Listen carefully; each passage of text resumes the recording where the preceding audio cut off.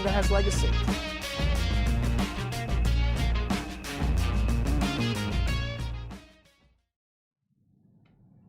Good morning. Welcome to another week of Dubai Works Business Podcast. I almost said podcast like the Arabic. Okay, sorry. Yeah, this week's guest is Charlie Wright, the co-founder of Hopi. Charlie is a Dubai-based entrepreneur who previously had a venture in the gaming industry, and his latest business, Hopi, is a new premium daily contact lens brands that sells direct to consumer via Hopi.com. Hopi exists to disrupt the antiquated contact lens retail model, which in itself is really interesting, and bringing high quality daily lenses to consumers at honest prices. They also work with the world's leading lens manufacturer, Pegavision. Hopi Lenses launched in the UAE and is set to expand across the Gulf and then into Southeast Asia. Today, we'll be talking about how Hopi came about, and also direct-to-consumer business, what you need to think about, and then raising funds and planning for growth. Welcome, Charlie. Pleasure to be here. Thanks for having me. So yeah, we were just discussing, it's nice to be back in the studio. How have the last few months been? Yeah, we were just saying it's been, I'd say tumultuous has been probably the key word. A whole host of different emotions from personally to the business perspective side of things. But yeah, like we said, we had a coffee with a couple of friends in February, and we could never have anticipated what was going to come about in March. But in terms of business perspective, we launched the business properly in January. We had 2 months of real lessons learned, crazy times, some positives, loads of negatives. We went into March thinking, right, we've got all this, hypothetically, we've nailed everything now. We know supply chain works, we know the internet, and we know our sort of marketing strategy, products all there. We started March incredibly well. First 5 days, we were sort of touching wood everywhere to be like, let's just keep this train going. And then, suddenly, mid-March, everything sort of changed for us. And the whole world essentially as well for various different reasons. So it's been crazy. But I think sort of on the flip side, it's probably been the best thing that could have ever happened to an early business like ours. In what way? I just think it's really streamlined our approach in two ways. From an organization, an operational perspective, we've dialed in on profitability. How quickly can we get to the goal of being a profitable business? Whereas so many players in the direct consumer space in the States have got acquisition, at all costs. Can we get market share very quickly and go from customer acquisition? Customer acquisition, yeah. It's essentially, you look at sort of Away, which is a luxury travel brand. They do suitcases. Essentially, they found a niche product, which were suitcases that had no sort of emotional attachment to them whatsoever. They create a brand around it, and now Away is $1 billion company. There's a lot of other examples, and really for them, their primary metric was customer acquisition. How many customers can they get? And once they've got sort of dominance in that space, then it's part of the profitability. I think it's the same with a lot of businesses in this region. So just taking a step back, so direct to consumer as a model is often related to subscription. It's not sort of B2C. There's an element that you don't have a bricks and mortar per se to start off with, so you don't have a distributor, and that you're actually going direct to consumer. And even though many of the subscriptions been around without the internet before, even though many of the parts of this business industry and this kind of valuations against it are old, some of the new model around VC and the example of Away, they're new. So, but do you think that, as you said, do you think that there's already a template for it? If I go right back to the start, sort of direct to consumer, I think it's a relatively new term, especially in this region. When we looked at setting up Hopi and we looked at the internet ecosystem, in my opinion, we're sort of in this region 10 years behind that of the Western world. We had Souk acquired by Amazon in 2017, but Bezos has been up to his tricks, for years previous to that. The idea of tokenization and subscription payments, even online payments, obviously the Visa and MasterCard numbers, crazy high cash on delivery compared to online transactions. So I think and obviously, especially culture-wise here, malls have always been a standard bearer of free time. You know, it's a communal place. We'll go shopping, and that seems to be the retail bricks and mortar is massive. Direct to consumer really is an element of brand building. I think for me, it's away from the bricks and mortar, like you said. It's essentially the way I like to call it, and my favorite phrase is a DNVB, so a digitally native vertical brand. So a brand that has been created that starts on the internet, and with that, by say vertical, they own the whole supply chain. Vertical, in your case, would be. So, well, vertical, I mean, in such that, say you look at any other sort of traditional retailer, they're buying products from a distributor and selling them. By vertical, I mean with a DNVB, you are owning the whole supply chain. So you produce the product, you distribute the own product yourself via your own channels. Sorry, yeah, just completely. So from, say if you look at our product, although we don't own the supply chain, you know, we're using a partner to help us. There are a lot of other companies that own the factories, produce their own products, but you know, we take the product straight from the factory. We look after it ourselves. We distribute it via our own channels and solely our own channels. And then we own that whole sort of profile. We own essentially the customer because we know exactly what they're doing through our channels. And so direct to consumer is essentially creating your own product and taking it straight to the consumer. And in this region, I think direct to consumer is a relatively new concept. Although Huda is unbelievable, you know, probably the earliest DNVB in the region. Beauty space, yeah, absolutely fantastic. But for Hopi, we were, you know, one of the first after Huda to sort of go direct to consumer. But in the US, there is 100% a template to go and find a product, you know, sell it online, own the channels, and grow in your space. And I think, especially if you look in the Western world, you know, with rent prices so high, people were forced to go and sell on online channels. And I think we're seeing the same effect in this region. You know, rent prices have gone, you know, through the roof. And obviously with COVID-19, you know, we've gone a decade ahead in days, you know, especially in that digital acceleration period. And we've seen businesses, I'm not going to say brands, but we've seen businesses that have been in the retail space for, you know, 20, 30 years, basically go online overnight, you know, have been doing 0% online sales up to this point, which I think is, you know, negligence in that sense. The D2C mantra is, you know, go where your customers are, and your customers are online. You know, it took us 6-7 months to get one product online and get it working. So can you imagine a lot of these companies, especially in this region, have gone and put thousands of SKUs, you know, on these platforms, and probably none of them are using Shopify, and trying to sort of create an e-commerce business out of nowhere. So Hopi, we'll talk about the product and the problem that you're solving in a second, but just kind of tapping into that, touching on that. So what for this region, you mentioned it's kind of languishing behind, but also that you're doing a different model, that you're focusing on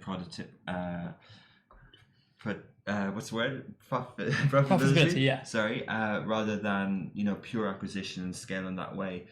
Is that because of the region, and what other kind of decisions have you made that you've kind of responded to consumer trends here? Yeah, it's been really interesting. I remember a Kareem press release a couple of years back when they raised, I think, one of the earlier rounds, and the notion mentioned profitability in such that we're not profitable now. We're looking to essentially get market share, and then we'll look at profitability. And I think over the last 3 months, you look at every major technology business or business that has gone on to say, we want to get market share. You know, Airbnb, 1,600 people lose their jobs. You know, this idea that they want to get profitability now. Yeah, you know, it's a case of we need to streamline our operations because money just doesn't keep coming from nowhere. I think from a personal perspective, like, nobody prepares for the worst, really. You know, you always potentially think that, you know, somewhere along the lines you're optimistic entrepreneurs, yeah. Of course, right? But, you know, had you said to me in this time last year, have you got you know, money to put to one side that is there if the whole world goes to pot, you know, would you be able to continue the business? So I'd be like, that's not going to happen. Do you think, just on that, you mentioned kind of January, you know, all the trends that come out and the predictions for the year, do you think we take these seriously? Not that someone was saying that COVID's going to happen and the world is going to go into lockdown, but there were some things. There are lots of predictions. There's lots of research. There's lots of data. Are we actually reading these and going, well, this is likely, and we need business continuity planning. We need this sort of stuff. Yeah. Do you know, personally, no. I mean, in the last sort of 12 months, I've tried to shy away from as much news as possible anyway. It's just doom and gloom, essentially, right?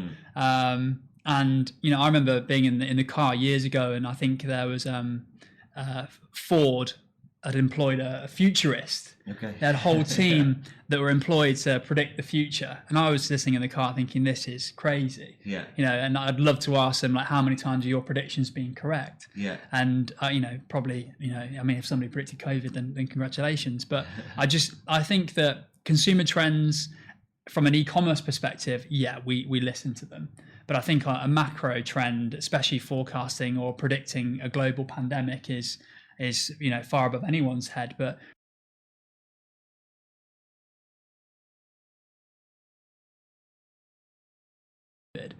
is identifying what is controllable and what isn't. What can we attribute to us? What can we attribute to the market? Because I think a lot of people will look at it objectively and just try and blame everything on COVID. And doing that, I don't think you can progress.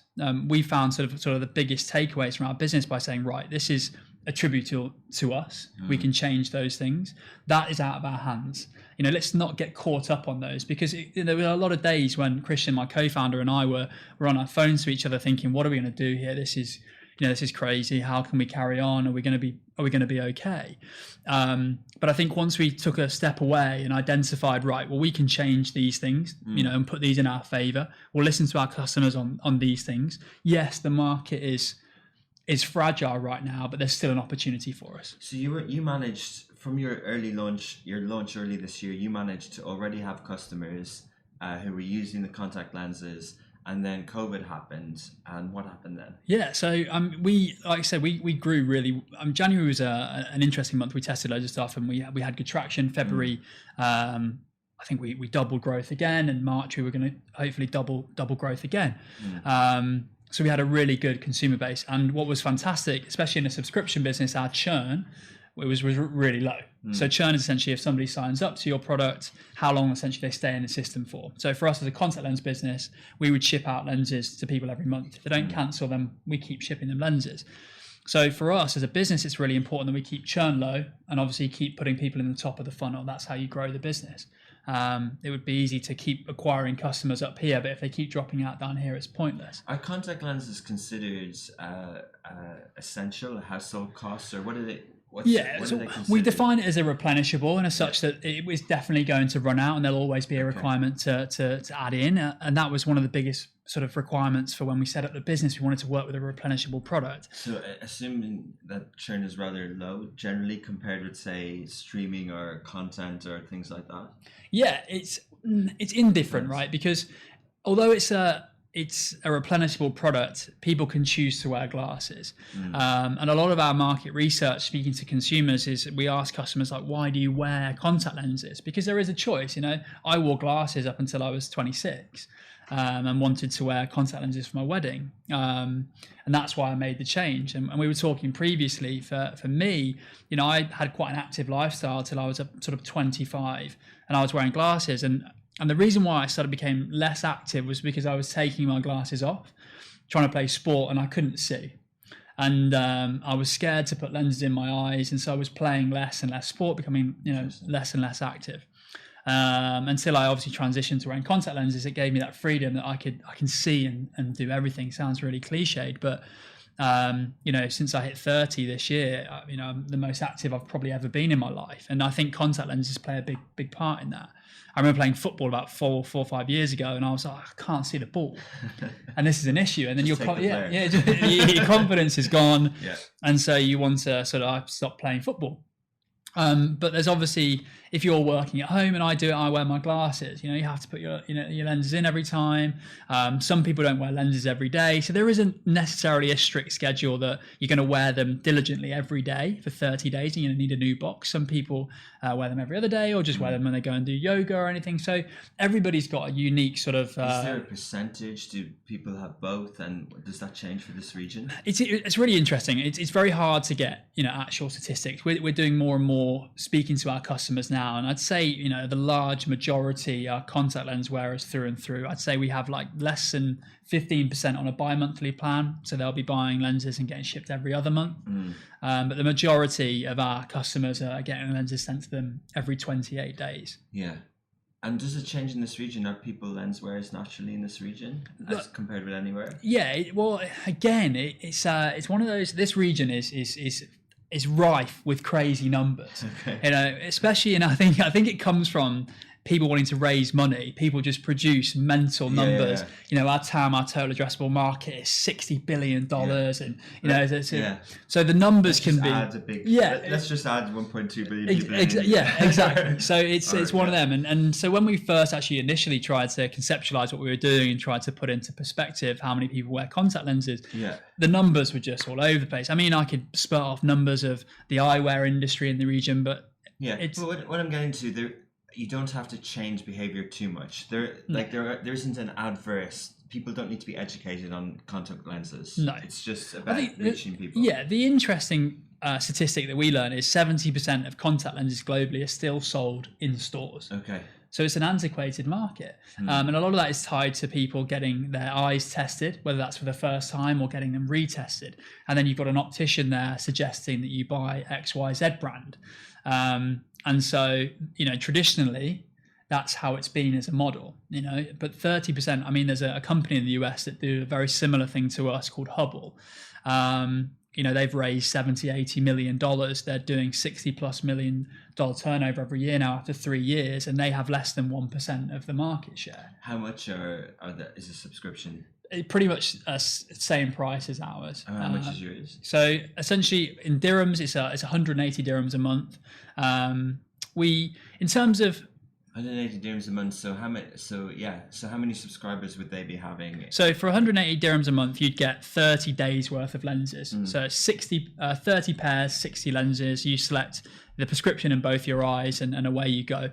Cancel any time. We have a 50% off for the first month. Christian and I we're big direct consumer fans anyway. I've followed, and I'm hugely passionate about the space. I think it's fascinating. Beyond business, it's brand building now. I think that's the difference. People grew up wanting to be businessmen. We are brand men, essentially. It's about building a brand and building a relationship with the customer and going through that cycle. And so there's an old Gillette tactic that they created in the early 1900s of get people in the system with a really low offer that's almost too good to be true, and then obviously capture them later with higher payments on bigger products, offer them different things. I think gyms do the same. Gillette, you mentioned. Yeah, Gillette. And they were kind of disrupted by a Dollar Shave Club, which is direct to consumer. I mean, Gillette had, I think, again, we spoke briefly off air about timing, and Gillette had unbelievable timing as such that when they really sort of came to prominence in the early 1900s, they obviously were backed and supported by the US military, supplying all the gear, all the razors and everything to all the troops. And so when they came back into the US, using the Gillette products, and obviously everyone you share out what you use, they became the market leader and dominated the space. So just on timing, you mentioned an interesting story of a brand in the US, and if you could share that story around COVID, but related to a question.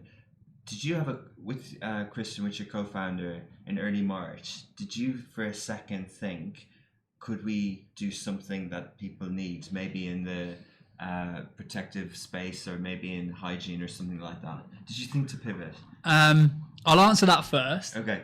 Because we had many a conversation, and we spoke about it. Can we diversify our product range? And we came very close to placing an order on something that was in the eyewear space, but not, we looked at the idea of some potential Hopi blue light lenses, not contact lenses, but glasses, obviously with everybody being on their screens more at home. So the notion is that people don't use contact lenses as much if they're not in the office. If they're at home, they put on glasses. They could still wear their sort of lenses, but they'll be looking at a computer screen all day at home. Do we want to, provide a different product? You didn't think to kind of pivot completely and go into a mask business or something like that? No, I think every man and his dog has thought about doing that, and so no, we obviously, our suppliers are based in Taiwan, and our sort of fulfillment centers in Hong Kong, and so we were inundated with emails from them saying, do you want thousands of N95 masks, do you want this? And we were like, look guys, we'd love to. There was a period of time when obviously there's a huge shortage of masks in the US, and I think the US government were buying N95 masks just for above trade price. And we thought, but no, we never contemplated deviating from. You're early in what you're doing, and once you kind of, there's still a need for it during the pandemic, and you think you'll grow anyway. So we sort of said absolutely not to that. I just we believed in what we were doing. It had legs. We were optimistic, thinking that this wasn't going to be around forever. But I think after about a month, going through all the the turmoil of sleepless nights, I think we both just looked at each other and just said, like, right, this is the new reality now. This is how we do business in the new world. And so we sort of looked at why our customers were cancelling their subscriptions. I said to you that we had a big increase in people dropping off. And we'd always ask customers why they were cancelling, because that information is critical for us to improve.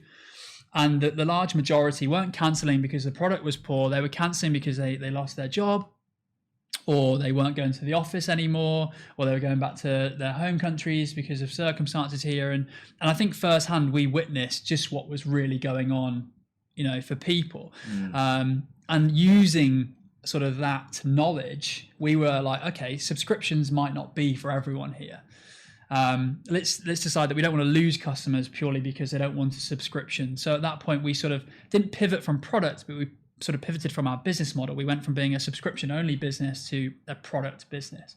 And we sort of said to ourselves, if you want our lenses, you can get them however you want to get them. Well, that's in a subscription where you'll save the most money. You can buy a 3-month or a 6-month bulk package, or you can just buy a one-off box, and we won't hassle you. So although we didn't shift away from the product offering, we just said, and the business model we just said to customers, if you don't want a subscription, if your circumstances have changed, we won't lose you as a customer because of your circumstances.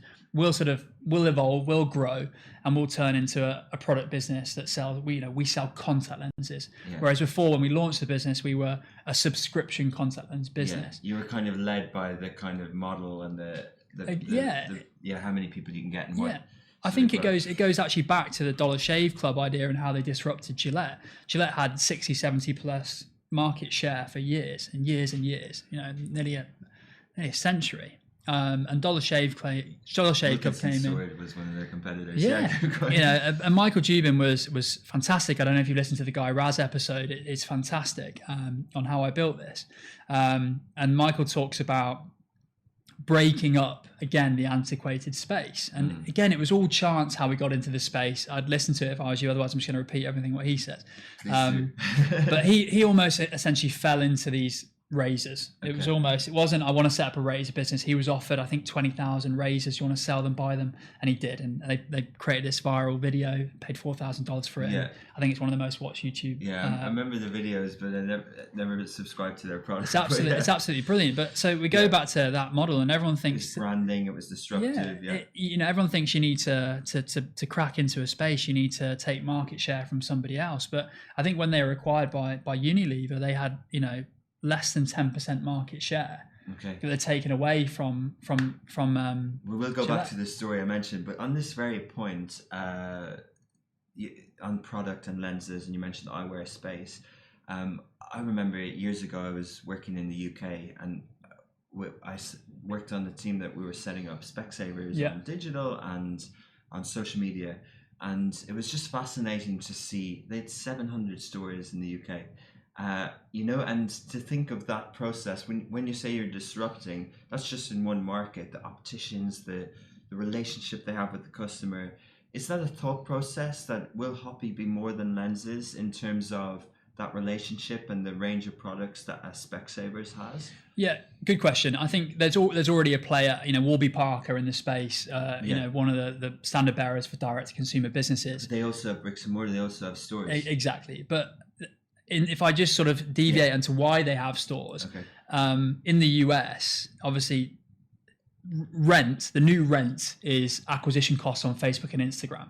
It's such a huge market, hugely competitive market now that everyone's competing for ad space in the US. So many brands trying to capture your attention that, customer acquisition costs on social media is so high. And so brands have had to think, right, well, where can we go now that's cheaper than acquiring customers on social media? Can we get to our customers and see them and talk to them? And that's why they've gone to retail now, because rents are cheaper than acquiring customers on social media, and it's obviously increasing that relationship. So I think in a life cycle, yes, we would look at the bricks and mortar. I think the most important thing for us is the relationship with the customer. Yeah, which you've proven in terms of responding to that sort of pricing model, and that you're listening all the time. Yeah, I think it's absolutely critical. It is how you improve as a business. I think now the biggest metric as a business or as a brand is not how many customers you have, it's how strong your relationship is with those customers. Yeah. That is more important to me than going out. We could go out and spend a ton of money on Facebook and get loads of top of the funnel customers on a really great deal, but our retention on those customers was probably very low.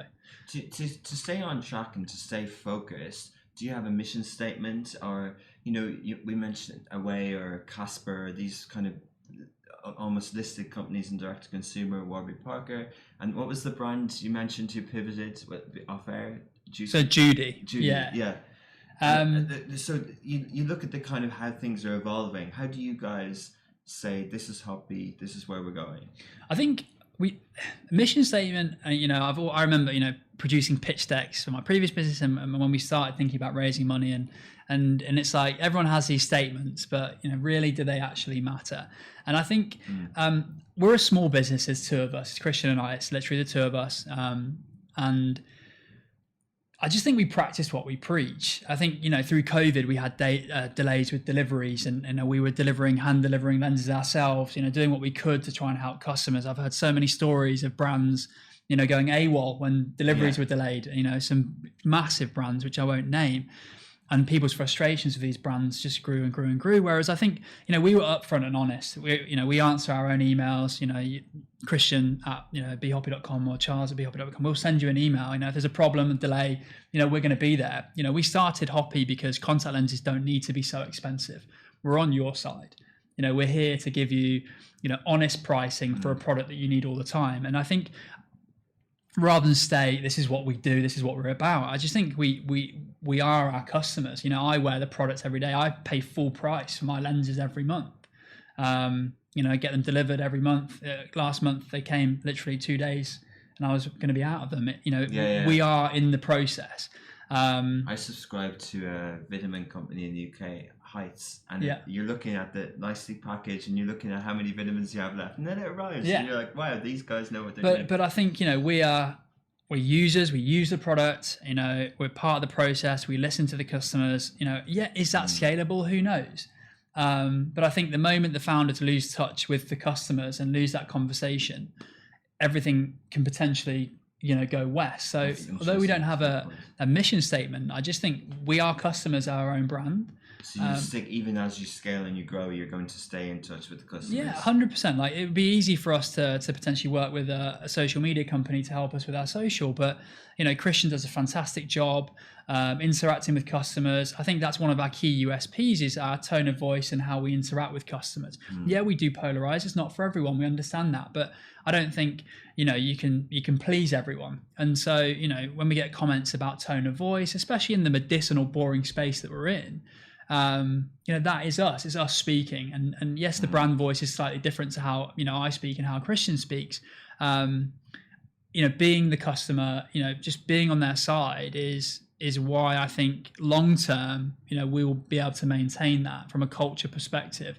We live and breathe the business as opposed to stepping in and somebody else answering this. And a lot of people have messaged saying, your customer service is brilliant. And we're like, why is it? Because, and literally, well, you responded to our message. The benchmark in this region is so low for customer service. And we get, compliments on that all the time. Or people say, I spoke to a member of your team the other day, and we're like, look, we don't have a team.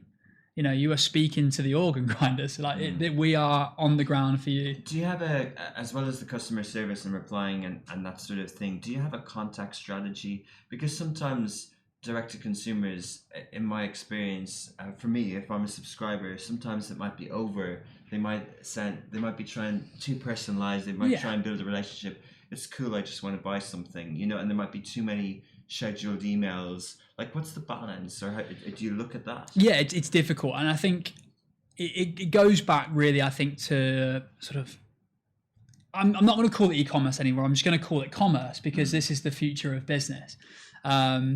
And it really is, we look at open rates as our biggest sort of driver of what's happening. And everyone talks about email lists and it's how many people they've got on that list. That's irrelevant. Yeah. You might have 10,000 people on your email list, but if 2% open, it's pointless. Yeah. So we look at open rates, the majority, and what people are up to. We use a smart system called Klaviyo, which is the market leader for e-commerce email integrations.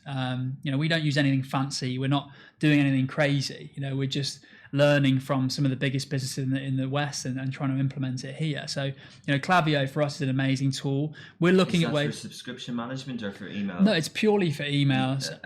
So for, CRM. Yeah, purely for emails. Yeah. I think traditionally retail is all about. It's been all about a purchase, whether that's somebody walking in a store and purchasing something. The moment that transaction's been done, essentially for a business, it's finished. You've got the money, it's over.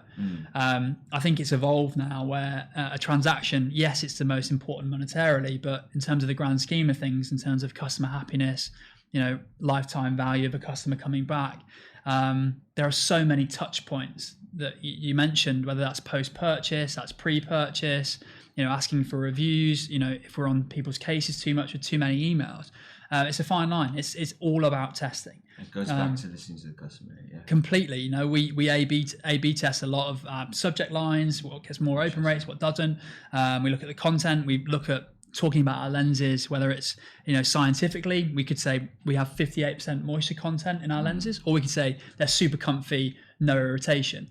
So we just look at everything on a really granular basis. We talk to customers. You can unsubscribe potentially from emails. You can click now with an option to receive less emails. So you can just go through the flows of just essentially post-purchase, which would be your order confirmation, shipping out, reminder emails.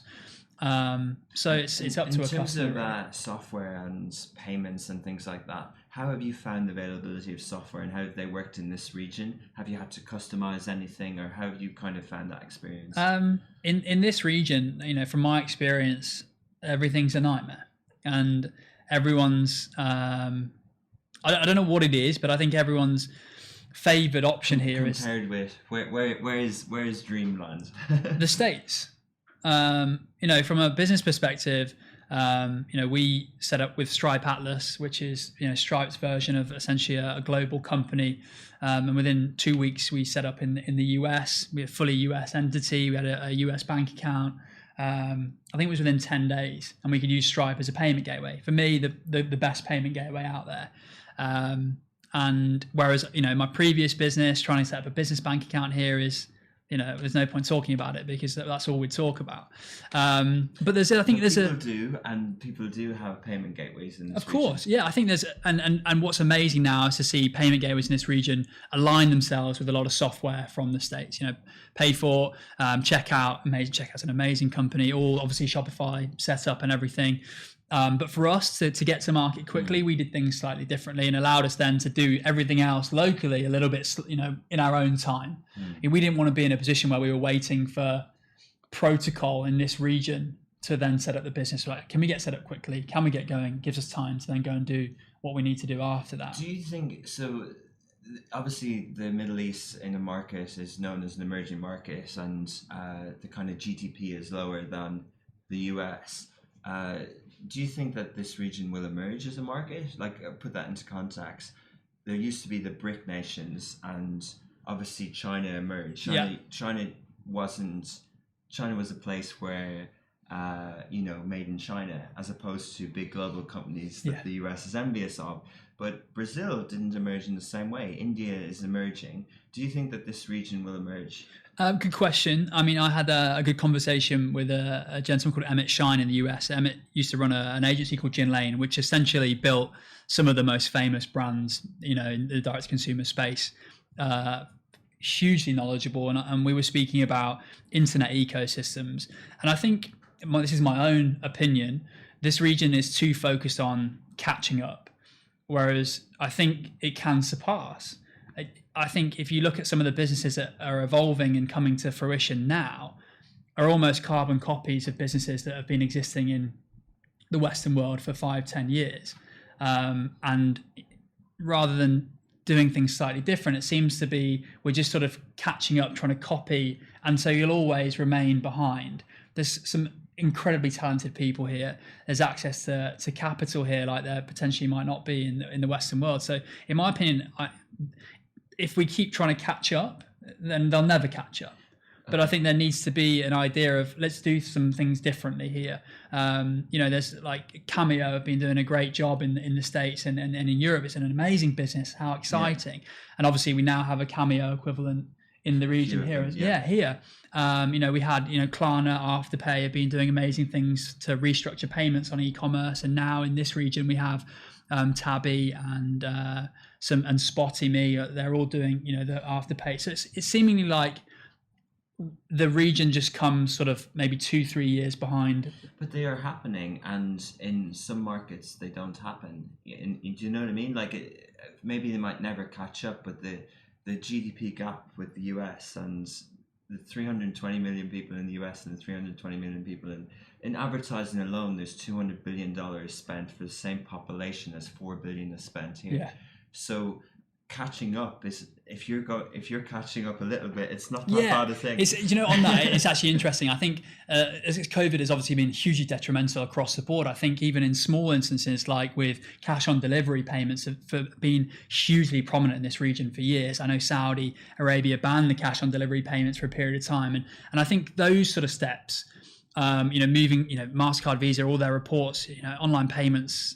Cash on delivery was like 75% a couple of years ago, compared to, pretty much all online payments are done online with credit cards in the Western world. So I think those sort of steps will help increase the closing the gap. And I think it's funny, like in all industries, I ask a lot of friends I have outside the region, what do you think of the region? And obviously everyone thinks it's very fragmented, but in terms of population size of the whole GCC, it's colossal and it's unified by one language. And, that's part of my previous business. You looked at this whole space. Unlike a lot of Europe is unified. Many languages, whereas here it's one language.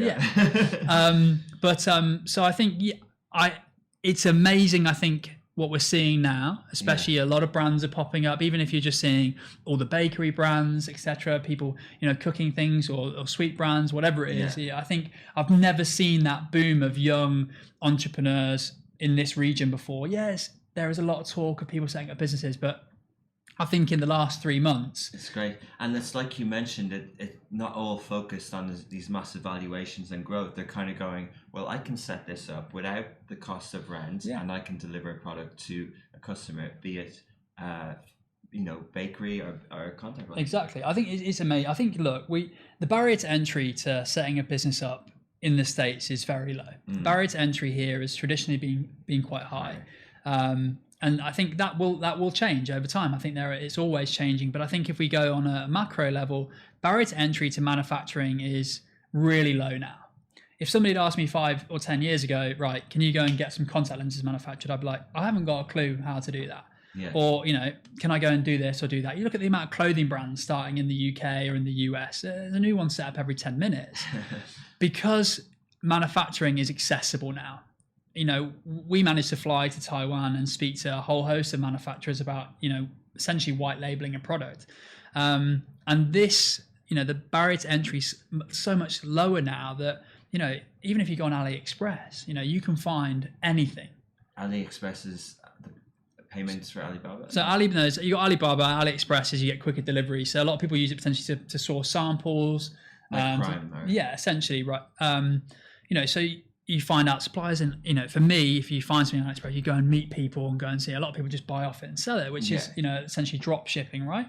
But you can get access to products now, and so it's whether you might want to sell on Amazon, you might want to set up your own store. Shopify done amazing. Big commerce, they IPO'd yesterday. The tools are all there. Shopify and Amazon. Yeah, we don't do Amazon, so we just sell purely through Shopify. We don't do Amazon because while Amazon might give you great infrastructure, access to customers, exposure, you don't control any of the customer data. Amazon controls all of that. I'm a huge Jeff Bezos fan. I'm completely blown away and mesmerized what he's created. But from a brand perspective, I would always stay away from Amazon because you don't get the customer data, and so we just sell purely on Shopify. So, Charlie, you raised a seed round. 2 questions around that. What's the next step? What are you looking at? And related to that, what do you choose on growth? Is it manufacturing yourself? Is it regional? And what does a company like Hopi invest in?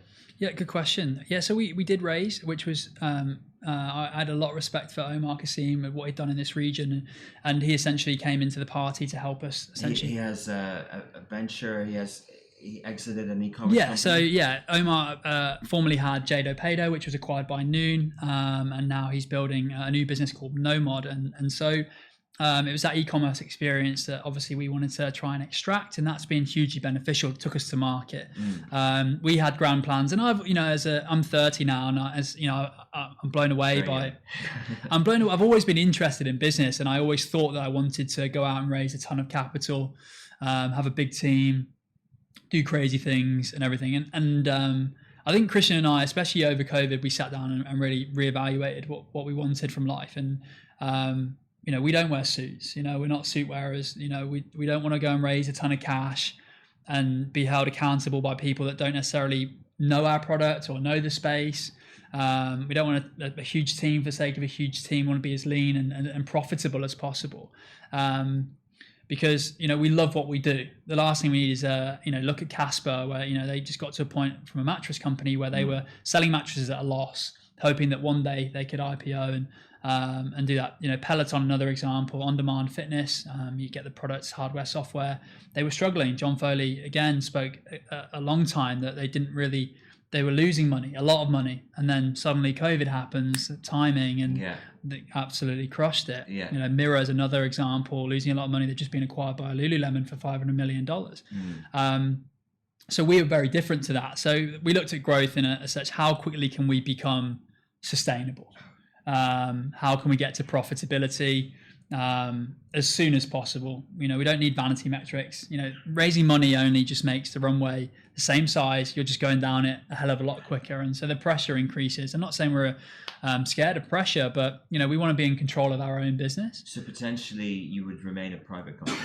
Essentially. I think now you're seeing so many, especially in e-commerce, so many new ways of being able to raise money to be able to push the business forward. You're looking at Clearbank, it's a Canadian, essentially VC firm. Now, because obviously with Shopify and Stripe, all your payments are there to be seen by anyone. You can't fudge numbers, in a deck. They can tap into your numbers every month, and they can offer you money based on your revenue output and take a small share away from each sale. So, there's so many ways now that you can grow businesses. It's not necessarily going to a VC and getting, large cash sums. So for us, it's how we can remain sustainable, keep the majority of our business in our control. And on growth, we looked at Hopi as a brand, and the big plan obviously was regionally expansion. We'll never do different products with Hopi, but obviously the US market has become really interesting to us. It's a Western brand, really, in a sense, how we built it. So can we go and take it to new markets to grow,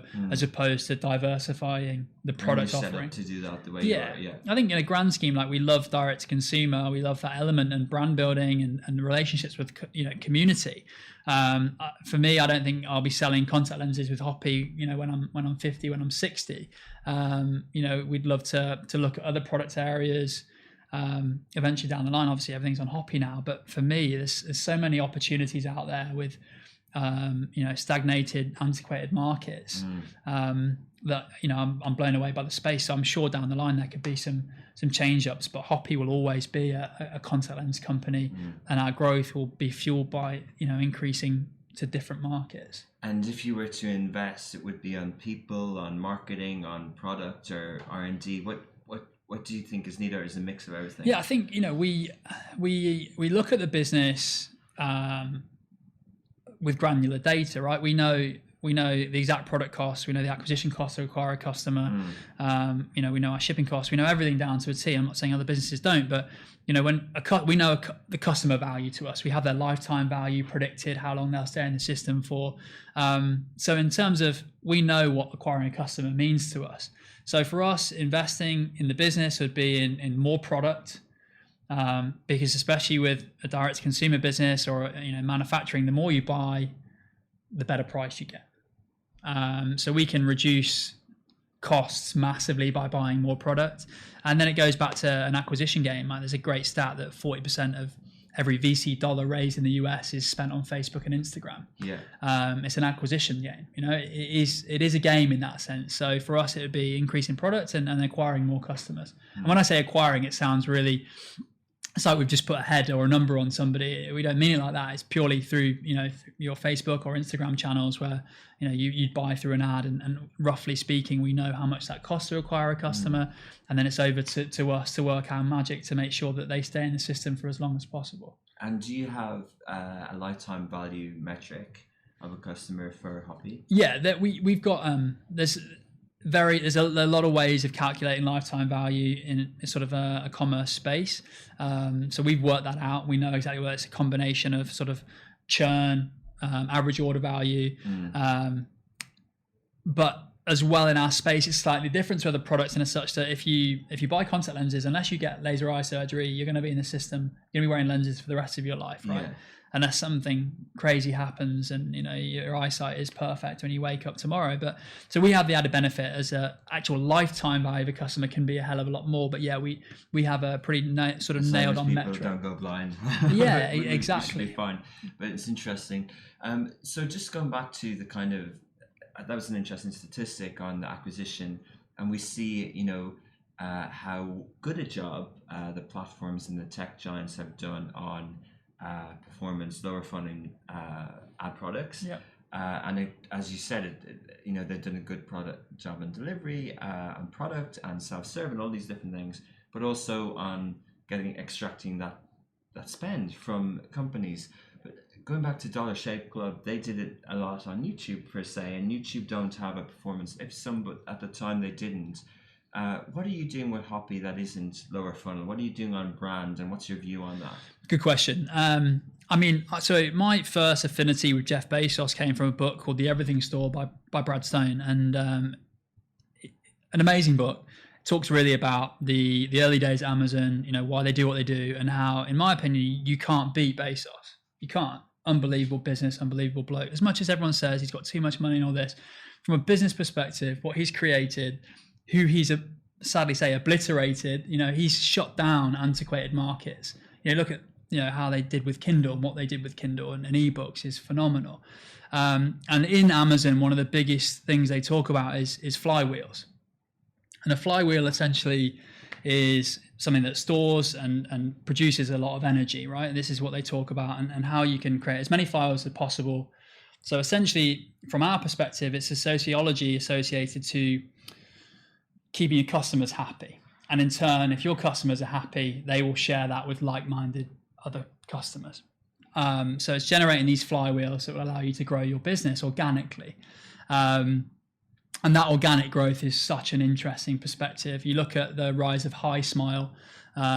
Everyone thinks Conor McGregor, Kylie Jenner, and everything with their Instagram and sort of partnerships. But before that, they were working with 20 people with 20,000 followers.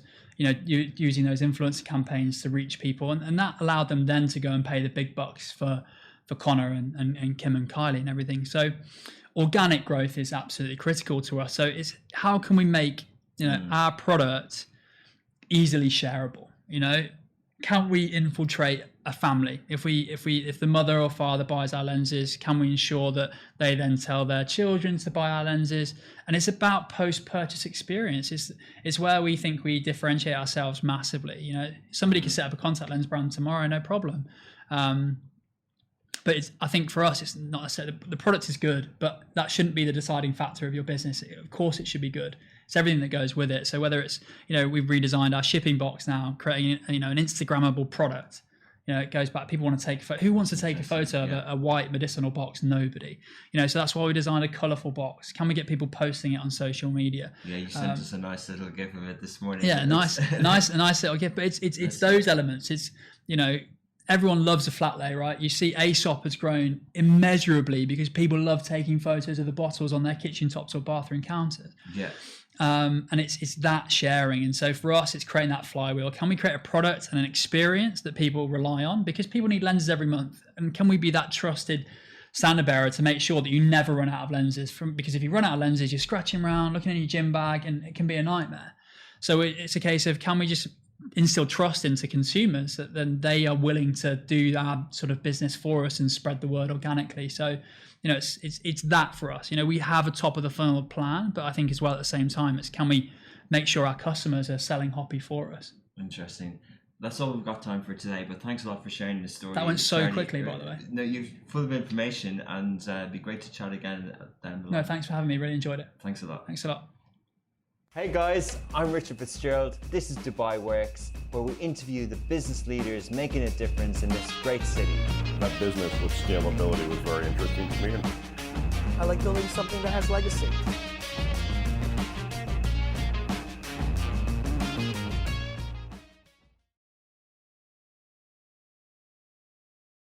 I like building something that has legacy.